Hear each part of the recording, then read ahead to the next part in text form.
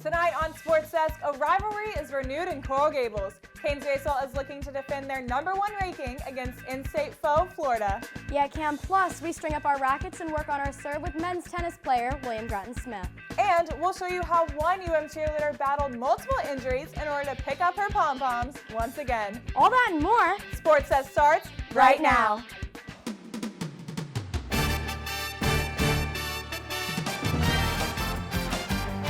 I'm Ed Reed, and you're watching Sports Desk.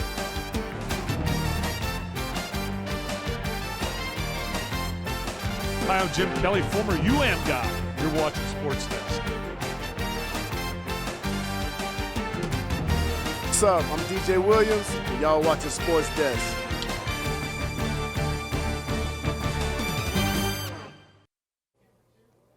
Hello and welcome to Sports Desk. I'm Charlotte Payne. And I'm Cameron Dobbs. Charlotte, it's going to be an electric weekend at Mark Light Field with the top 2 baseball teams in the nation battling it out. Yeah, Cam, Canes baseball is ranked #1 for the first time since 2016, and that year they made it to the College World Series. But this marquee matchup against Florida is an early test for the Hurricane squad. For sure. But before we talk about this weekend, let's see what happened in Miami's opening weekend sweep against Rutgers. Miami and Rutgers matchup in a 3-game set to open up the season. Redshirt senior Brian Van Bell here, long way from JUCO ball to the bump at the light, struck out a career-high 10 for the first game. And then bats started swinging on Saturday for the second game. Captain Adrian Del Castillo here leads that team with the long ball. Rutgers says, ouch, that's going to hurt in the morning. Gabe Rivera followed that up in the 7th with a blast that breezed right past right field. Oh, that's a grand slam, the first of their season. But Mother Nature had some other plans for this squad. The game was suspended. Would pick up here on Sunday morning. JP Gates takes that second pitch. It goes to opposite field. Out of here, JP phones home. Powerhouse Slade Ciccone on the mound. Look at that K. I mean, is there anything he can't do? Dell is here again in Game 3 with a hit and a hustle to drive in Tony Jenkins from third. Is there anything that this guy can't do too? The Canes swept the series and earned their #1 spot. Tonight begins the weekend series between the #1 Hurricanes and #2 Gators. This huge early season series will show if Miami has what it takes to make it to Omaha.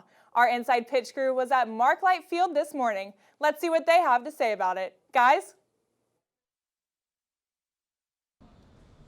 Welcome to this edition of Inside Pitch from Mark Light Field. I'm your host, Lauren Yellner, alongside analyst Brendan Riley. Brendan, the Canes are out to a great start, 4-0 on the season so far. What do you think? Yeah, I mean, looking at this team, they swept Rutgers last weekend on opening weekend, and they beat Kent State, really demolished the Golden Flashes 12-0 on Wednesday. It was really led by, while the scores might be pretty high, I mean, it was really led by the starting pitching. The starting staff for the Hurricanes has been exceptional through the first 4 games. You had Brian Van Bell go 6 innings last weekend, striking out a career-high 10, and not even giving up a run. It was until Tyler Kaiser came in and gave up a home run in the 8th on the opening night. So this starting pitching staff for the Hurricanes has been dominant so far, and now, 4-0, all that stuff goes to the wayside. Now you have the #2 Florida Gators coming to town. It's really put up or shut up time in Coral Gables. Right, so obviously, like you said, everyone can only think about the #2 Gators coming in. What can we see from the Canes this weekend? Yeah, well, Miami, they need a statement victory for this season, and what better way to do it than the second weekend? I mean, this is why college baseball is great. You have #1 versus #2, second weekend of the season. It's something that you don't get really in many other sports. And looking at this team and looking at Miami, they haven't won this series since 2014, which is pretty crazy to think about, given Miami's been to 2 College World Series since 2014. But the Hurricanes are going to come into this weekend looking for some vengeance. Last year they went up to Gainesville. They won on opening on the Friday night. Then they lost on Saturday and Sunday, dropping the series. So you know that they're going to look for a bounce back from last year. And it's a rivalry series. It all comes down to that. The Hurricanes going to need to step up. And it all starts tonight with Brian Van Bell, the righty, pitching against the Gators. I mean, can't get much better than that. With all that being said, what can we see from the hitting on the Canes side tonight? Yeah, I mean, looking at this Miami lineup, it's been pretty good so far throughout this season. You have Adrian Del Castillo, his named ACC Player of the Week. He has 8 RBIs, a couple of home runs as well, hitting over 500. And someone that a lot of people didn't think was going to be a pertinent spot in the lineup for the Hurricanes. That's Tony Jenkins, the center fielder. He batted out of the 2 spot all last week, and he's up at the 500 mark as well, and he went yard on Wednesday night against Kent State. Those two have really been the catalyst for this lineup so far, and going up against Tommy Mace here tonight, the big lanky righty for Florida. I mean, last week against Marshall, on Friday night, he gave up a couple runs, got hit around just a little bit, and that was against Marshall. That's a CUSA team, and now you're coming down to Coral Gables in front of a chaotic environment like Mark Light Field, sold out all weekend. It's going to be something that we're going to have to, it's going to be a big development tonight to see if the Hurricanes will be able to jump on Mace. Right, well, we'll have to see what the Canes can do this weekend against Florida. That's all for us at Mark Light. Back to you guys in the studio. Tickets this weekend at the Light are officially sold out. With the anticipated large crowd, the Light is expected to be popping. Our reporter Maxwell Trink is live right outside the Light. Max, how's it looking there? Is it packed yet?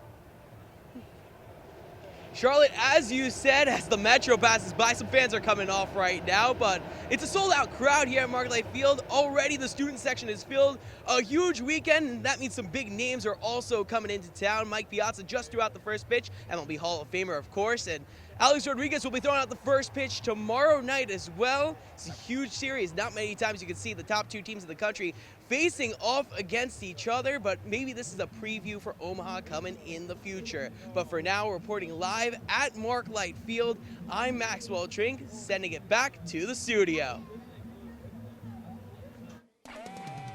Coming up on SportsDesk, balancing athletics and school can be a major challenge for student athletes, but one Hurricane sprinter is slowing things down as she focuses on defending her ACC crown. You won't want to miss it.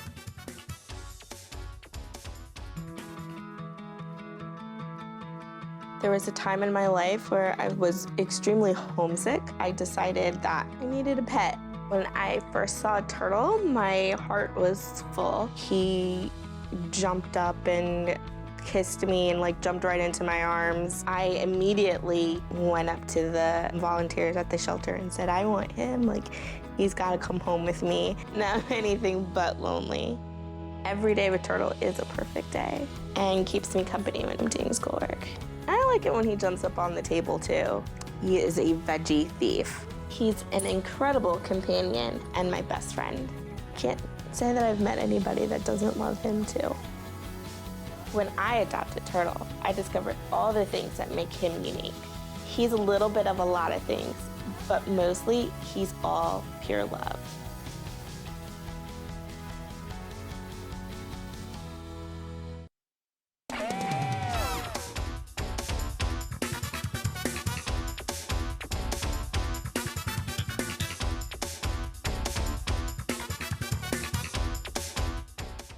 Thanks for sticking with us. In case you missed the thrilling win, I'll take you to Blacksburg, Virginia to see how Canes basketball game came out on top Wednesday night. Beginning of the game, here we go. Likes has the ball, drives to the basket, says you thought, and Stone from the top of the key nails this 3. Likes making money moves out here. Here he goes, dunks under 1, passes 2, and underhands a shot to get the basket. Canes down by 1 and star freshman Isaiah Wong taking his time. And here we go for the lead. That just looked way too easy. 5 seconds left. Likes in traffic. McGusty in traffic with 2 players on him. Gets the basket and the foul. Oh, come on. Some fire left in him. Cam comes in clutch, hitting the foul shot here and moving the game into overtime. Down to the wire again. Canes down again, but leave it up to none other than Wong to hit that fadeaway. Excitement's not over yet, guys. Double overtime, and who else would it be? It's Wong here on the run against a defender, tying the game at 90. Add 5 more minutes to the clock, and we have another overtime. Likes doing what he does best, and that's the impossible. Canes go on to win triple overtime, 102-95. Yeah, Canes Hoops is coming off a historic win over Virginia Tech, but the women's squad fell short again this week. Can the men keep up this momentum? Will the women get out of that rut and end their season off strong? Let's hang out with the Hurricane and Hoops experts and hear what they have to say. Guys? Hello everyone, welcome to Hurricane Hang Time. I'm your host Brian Acevedo, and I'm here with our 2 analysts, Embrick Isles and Michelle Ing-Reyes. Now Embrick, the Canes won against Virginia Tech the other night, and Isaiah Wong scored 27 points. Would you say he was the MVP of the game, and is there anybody else that stood out to you as well? Yeah, like you said, Brian, Isaiah Wong had a very good game against Virginia Tech. He hit clutch shot after clutch shot. He's really developing that clutch gene and is going to be a big player for this Hurricanes program going forward into next season. Now the Canes have been losing games in a row, 3 games in a row, to winning 3 games in a row. How can they bring home another win? And they'll be facing Notre Dame this upcoming weekend. Tell me, how can they do it? Yeah, like you said, Brian, they're going to be traveling to South Bend as a part of a 3-game road trip. And if they're going to bring home a win, they're going to have to keep John Mooney off the score sheet and the glass, averaging about 16 points a game and 13 rebounds. He's been a key player for Notre Dame going so far. And they're going to have to win the battle on the glass if they're going to win, because that's been a key in a lot of games that they've won. And they're also going to have to keep feeding Chris Likes, Cam McGusty, and Isaiah Wong. They've been great all season, especially Wong and Likes since they've came back. Absolutely. Now, Michelle, the Canes won against Clemson the other week, but unfortunately lost against NC State. What switched between those 2 games? Well, you know, Brian, with the Canes basketball season coming to an end pretty soon, their win against Clemson last weekend was huge. Not only have they beaten Clemson twice this season, but they broke their losing streak and finally secured their first true road win. Miami faced NC State last night, and although the Canes were favored to win at home, NC State is a top 10 team in the ACC right now, and they definitely showed that in the way that they played last night.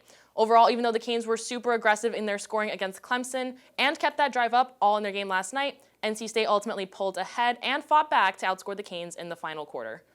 Absolutely. It was a close game and a really good game.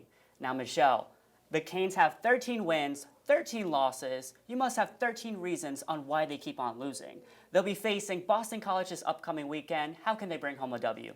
Well, you know, Brian, I think the Canes are really starting to get a lot better at their offense. In the past few games, they've definitely been playing a lot harder and a lot smarter, especially with their 3-point game. I think that if they want to win this weekend against Boston College, they just have to lock down their defense and support some of their more aggressive scorers, such as Destiny Harden. She's been on fire in the past few games, definitely scoring a lot, and broke her career high last night with 15 points. Absolutely. Thank you guys for hanging with us. Back to you guys. William Grattan-Smith is known for his sharp serve on the court, but there is much more to the junior from Atlanta. Ace reporter Caroline McDonald picks up her racket to see if she can keep up. Hi everyone, and welcome back to this week's segment of Athlete of the Week. I'm here with Will Grattan-Smith on the men's tennis team. So, Will, tell me how your season's going so far. Right now we're 7-2. We had 2 tough losses, but we're ranked 32nd in the country, which is honestly lower than we're expecting right now. But overall, it's been good so far. We start ACCs this weekend, so it gets the big exciting part. Hey, and you have a big match on Sunday, Georgia Tech. Tell me a little bit about that. Yeah, so we play Georgia Tech in Atlanta on Sunday. It's the start of the ACC season, which means basically everything's up for grabs. This is where like everybody makes their move, and you kind of see how good you are, because the ACC is the best conference for tennis. It's the elite, so you basically see how good you are. So I know the season's getting insane, but what do you like to do outside of tennis? Outside of tennis, I love to hang out with friends. Unfortunately, I do have to go to school, so I do that as well. And then just, I don't know, honestly, it takes up so much of my time. Whatever I do, I usually chill or just be with people. So I love Federer. He's my favorite, but who's your favorite tennis player? Federer, easily. I got to meet him last year at the Miami Open. It was by far the best day of my life. I almost had a panic attack. It was, just because I was You're in the presence of Federer. Yeah, exactly. And what's one of your most memorable moments here at Miami, on the court and off? So last year we played Notre Dame, who were ranked 11 in the country, and it was the best win we'd had in like 25 years, and we won. It was like a bunch of people were here, and it kind of just put the program back on the map because it'd been a minute since we were even relevant. And then, yeah, we were 7-0 in the ACC, which hadn't happened in 20-something years too. So last year was a huge year for us. And then off the court, yeah, last year we got to play with Chris Bosh from the Miami Heat at one of our boosters' houses, awesome. Which is awesome. So yeah. Can I ask you one more question? Yeah. How good do you think you can serve? Pretty well. You think you can teach me? Of course. All right, let's do it. All right, what's the first step? So, start like this, weight on the back foot. Okay. You're gonna toss the ball forward. All right. Toss it up. And then rack it back in trophy position. Go up, meet the ball at its highest point, and finish through. All right, demonstrate. Gotcha.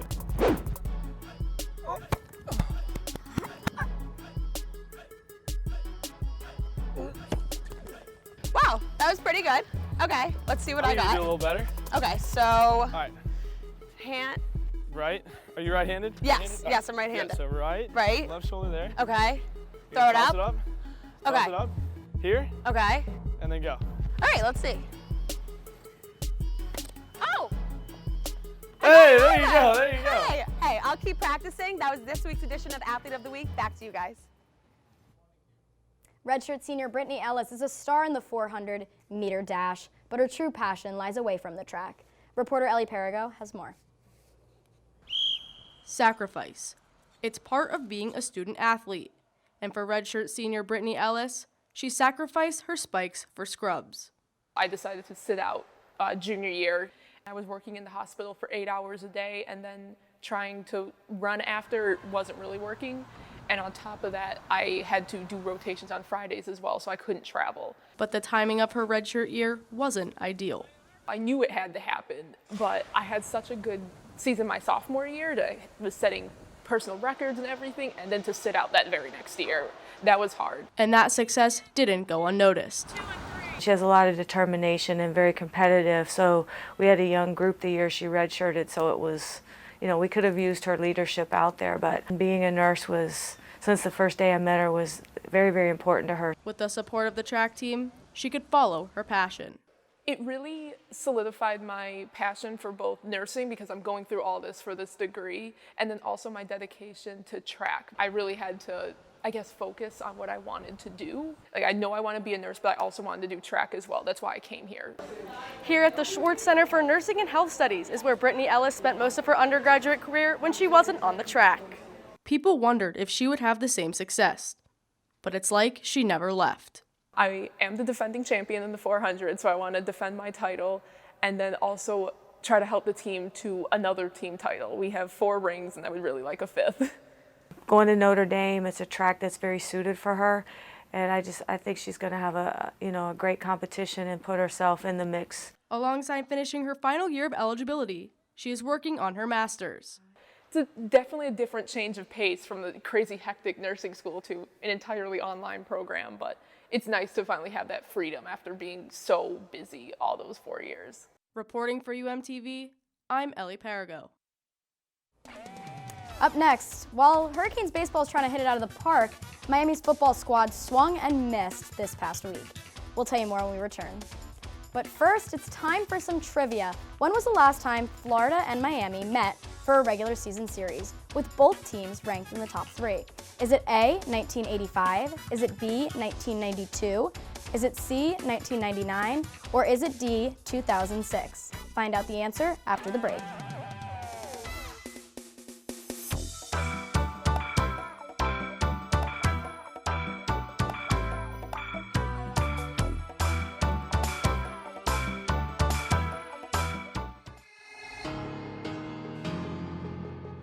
Anytime they're playing music downstairs, it's loud. I go downstairs, see what they're doing, see what music they're doing, see what they're dancing to.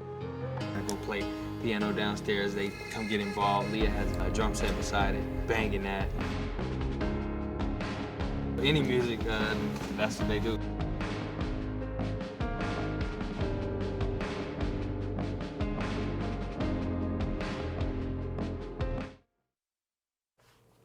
Happy birthday to you. Happy birthday to you. Happy birthday, Charlotte. Charlotte, how old are you turning? I'm 22 today. Thank you, guys. Oh my goodness. You're feeling 22? Happy to celebrate here at SportsDesk. Yes, of course. We love you. We're so happy.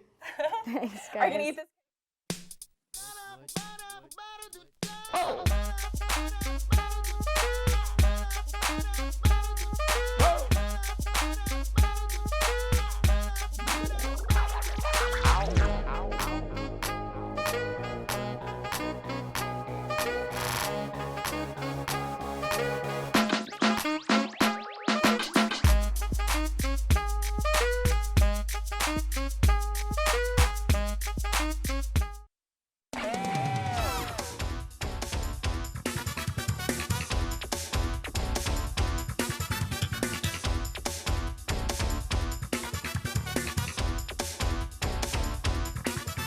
If you guessed B, you You are correct. The last time Miami and Florida met for a series during the regular season was in 1992. The Hurricanes were ranked number 1 at the time, with Florida heading into the weekend at number 3.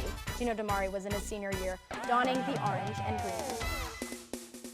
For most people, hands are seen as tools in our daily lives. But for UM cheerleader Allie Smith, both hands are a milestone for how far she has come. Our very own Tyler Walsh has the story. 2, 3, 4. In high school, UM all-girl squad cheerleader Allie Smith suffered a broken left hand injury, forcing her to enter a long path to recovery. It was a little scary because I've never really been injured before, and so I didn't know what to expect, but it was pretty smooth after my first injury. But just 6 months after the initial injury, Smith suffered an additional injury to her right hand, setting her back even further. What kept me going is my coaches and my supportive teammates and just my love for cheerleading, and if I didn't keep going, I wouldn't be here right now.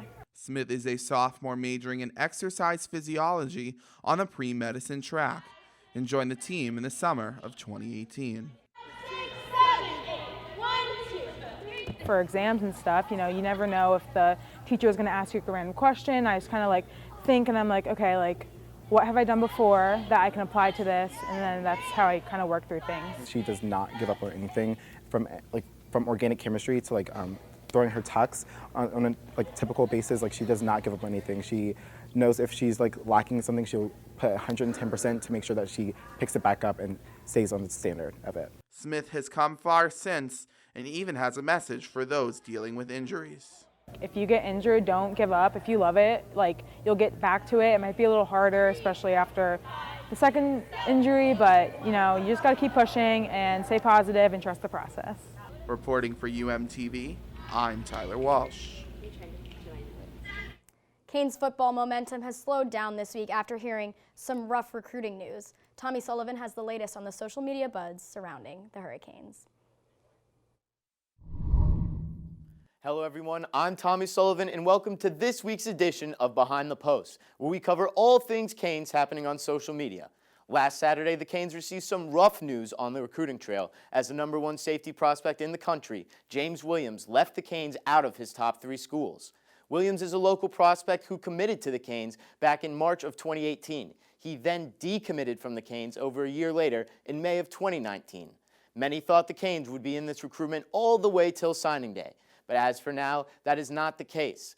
Even though there is not an immediate need at safety for the Canes, after landing a star prospect at safety in 2020 with Avante Williams, losing James Williams could really hurt, as he appears to be a generational talent at the safety position who just so happens to be sitting right in Miami's backyard.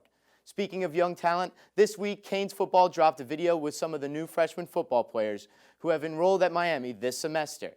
The video features freshman quarterback Tyler Van Dyke and 4 freshman receivers talking about making the adjustment to being in Miami. The young Canes also talk about their workouts during the offseason and how hard they see everybody working as the 2020 season gets closer and closer. That's all the time we have this week. Back to you guys. Still ahead on SportsDesk. One group of UM students is using their ultimate skills to make some ultimate cash. Stick around to find out what the Miami Frisbee team cooked up this week.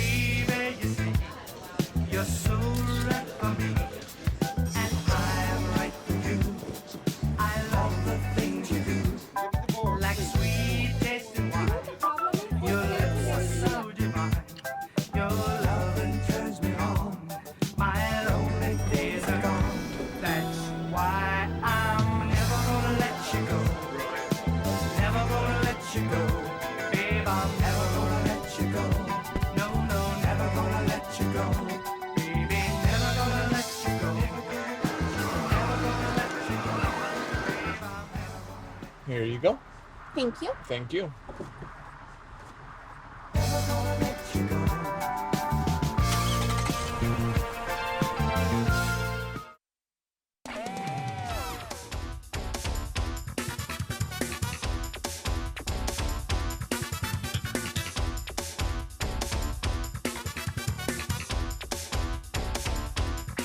Women's basketball has had a rocky season since senior standout Beatrice Montpremier suffered an injury earlier this year. Can Katie Meyer's squad turn it around, or is this going to be a season to forget? Evan Siegel tells us what he thinks in this week's edition of Evan's Angle.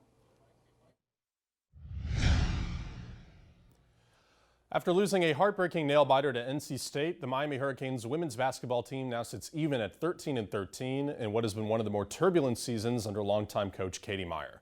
But despite the up-and-down nature of this season's campaign, there are several reasons to be encouraged about the future growth of the squad. Freshmen Kenza Salgs and Mulena Johnson-Sidi Baba have proven to be among the more promising freshman guards in the ACC as their roles slowly increase off the bench. With only 3 games left in the regular season, Meyer's team looks to be in audition mode for some of their younger thoroughbreds. Brianna Jackson has also taken on a major role for the team as a freshman during the extended absence of scoring phenom Beatrice Montpremier. Going forward, the Hurricanes figure to lose several of their most consistent contributors and veterans. Throughout the season, especially in the wake of Montpremier's injury, Meyer and her astute staff have gradually become more comfortable mixing in the younger guns and have featured them in offensive sets more and more. Sydney Roby has also gotten some run with the starters as an energy spark plug off the bench. Meyer's experience as a head coach has the Hurricanes in position to contend in the ACC going forward, even in the wake of losing their most recognizable names. While the team's record leaves a lot to be desired, certain parallels can be drawn between the 2020 Hurricanes and the 26-3 juggernaut Meyer's team was in 2010. Losing to the 10th-ranked NC State Wolfpack in the final seconds was gut-wrenching for such a hard-playing team, but more evidence that the Hurricanes are being steered by one of the sharpest basketball minds in the ACC. The beginning of the rebuild will start next season when the team's intriguing young assets will have had another year under Meyer's elaborate yet efficient offensive scheme.